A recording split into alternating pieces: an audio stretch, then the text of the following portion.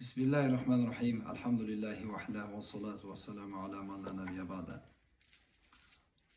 Allah Teala'nın hükümlerinin arasından en Allah Teala'ga jagımlı hüküm bul namaz. As-salatu hayru mevdu'i.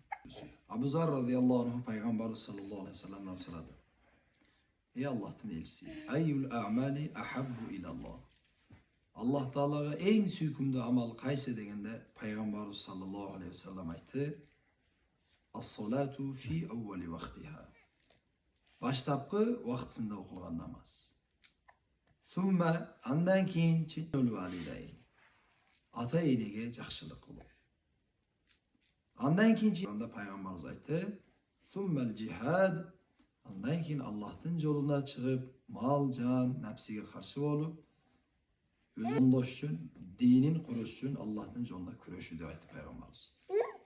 Demek Allah Teala'nın aslında en Allah'a jagımlı amal bol namaz eken. Allah Teala aytı, ey Muhammed, ümmetingizge aytыңыз, kaysil adam жақшылап darat alıp, daratın toluqtap, meşke karay bassa, anın her bir koygon, meşke karay koygon kadamına bir günösün geçirip, bir daracasını götürüm dedi Allah Teala.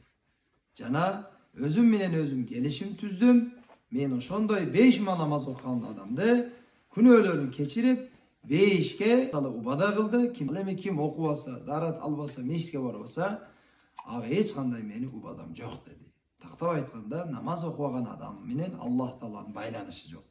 Намаз окубаган адамда эч кандай 5ке кириштикке күлүчү жок. As-salatu miftahul cennet.